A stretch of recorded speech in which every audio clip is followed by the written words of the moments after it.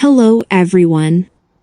If you need to transfer the documents from your Android device to your computer, good luck. iMobi is here to help you. This video will demonstrate how to use Data Manager function to transfer documents from Android device to computer. First, please launch DroidKit and choose Device Manager mode under Data Manager function and click Start button. Next, please connect Android device to computer with USB cable. Once your device is detected, you will see the interface below. After the loading process completes, it will display the total number of document under the document icon. Then, please choose the document you want to transfer.